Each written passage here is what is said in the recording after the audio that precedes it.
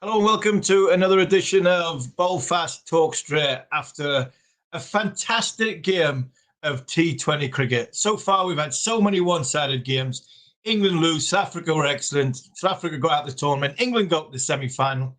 Don't forget to like, subscribe, and leave a review.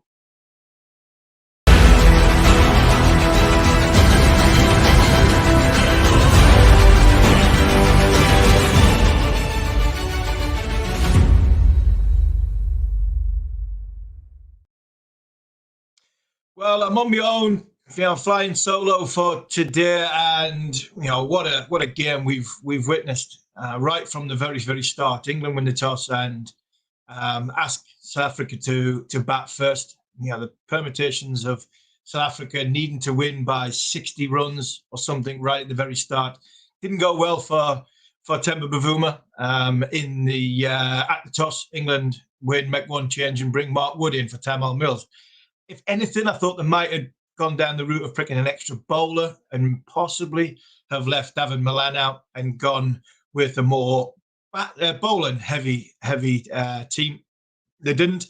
They've stuck with the same side, and obviously South Africa went in to bat, and England started well. I thought Moeen Ali and Chris Woakes in the first 2 overs started nicely. And then all of a sudden, Quinton de Kock got into his own. Hendricks got out early, scratching a little bit, and then Rassie van der Dussen came in. And what an innings from Rassie van der Dussen. He batted beautifully.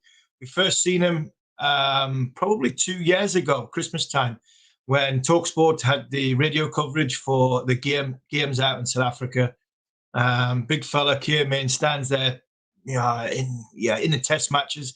And he was a thorn in England's side during the Test series, but he batted a long time during the Test series, the Test matches. He absorbed the ball very well in the red ball game, but he loved batting against the white ball in this, and he enjoyed the pace that was on the ball. He tucked into some balls that were slightly over pitch from Chris Woakes in the power play, and then when Mark Wood came on a little bit later on, he used the pace very well.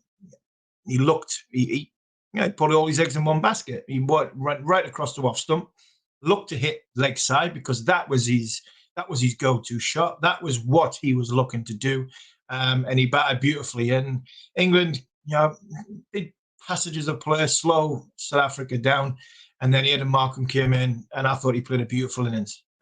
Former Durham man, Aidan Markham, a couple of years ago, 52 off 25 balls. He played 2 shots of, for me, absolute brilliance. He hit Chris Woakes. Chris Woakes bowled the 16th over, I think it was. He went for 3 sixes in that over, and a low full toss. Markham hit him for 6 over sort of wide mid wicket, which was an astonishing shot. It was a fantastic shot to get the power elevation from the ball where it hit Markham on the bat. And then he hit a ball that Mark Wood bowled to him over 90 mile an hour.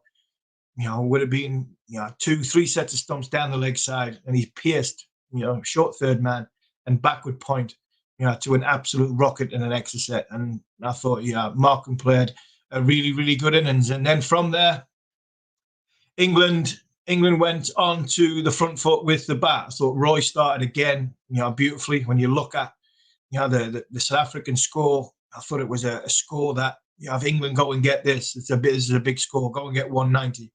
This is a big score. They have to start well in the power play.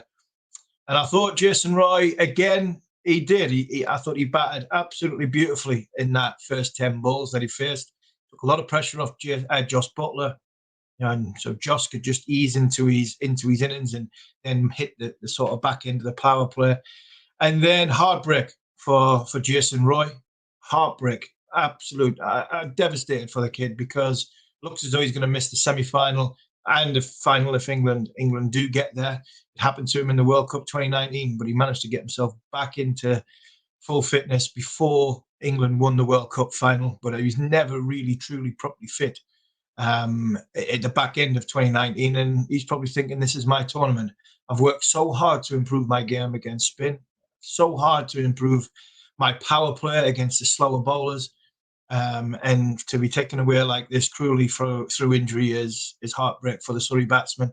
but it gives somebody else a chance. And I thought Jason again got England off to a good start, along with Josh Butler, and it just derailed them a little bit. And from there were some good passages of play from an England point of view. It was good to see Liam Livingstone get some time in the middle, because he's going to need it going forward. Now Roy's going to be out. The 60 hit over mid wicket. Even his expression was, "Wow, that was out the middle." 112 meters, biggest of the tournament so far. And he batted. I thought Liam Livingstone batted nicely. I thought Owen Morgan again carried on where he left off, batted nicely. Moeen Ali played some beautiful shots, as Moeen does. So a good signs for England in that middle order. South Africa had to bowl England out for 1-3-1 to get to the semi-final. And unfortunately, that didn't happen. England went past 1-3-1 quite comfortably. And then it came down to right at the very end, and thinking that Owen Morgan was potentially going to get his team over the line. Kagiso Rabada, who I thought had a little bit of an off day with the ball. He had bowled 3 overs, 0 for 45.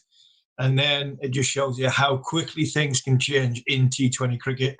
3.3 overs, 3 for 45, hat-trick in T20 cricket international, hat-trick in a T20 World Cup. And that was the story of the game. England finished 11 runs short and a thoroughly deserved victory for South Africa. So the questions from today was, how good a night was it for England? I thought it was a good night, a good test. Challenges in different ways. Their bowlers will probably have to have a little bit of thought on the lengths they bowled and areas that they didn't hit and that they've been consistently hitting. They've just missed out on today compared to the first 4 games going into that semi-final. How big a loss is Jason Roy? I think it's a big loss for England. It's a bitter blow for Jason, and like I said before, I'm really gutted for the kid, because he's worked so hard to get himself ready for this tournament, IPL and everything that goes with it.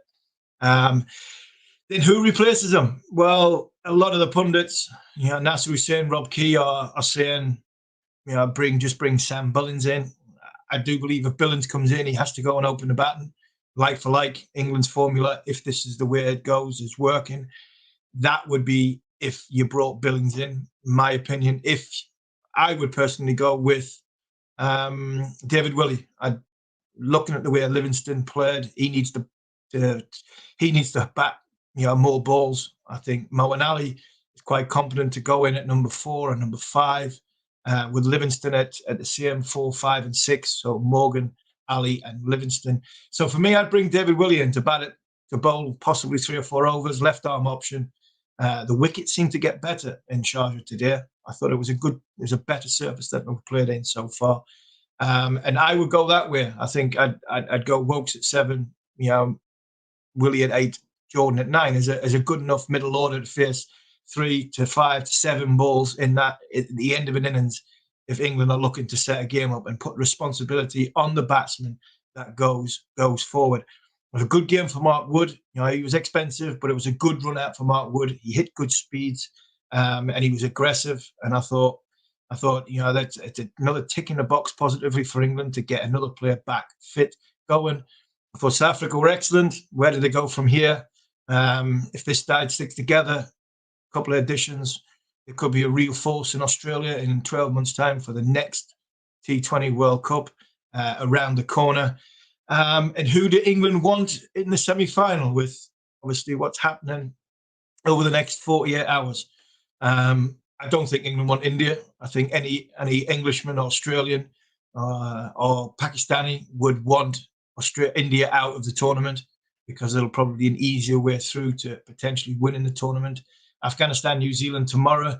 I think it'll be a tough game for New Zealand, and England against 3 spinners.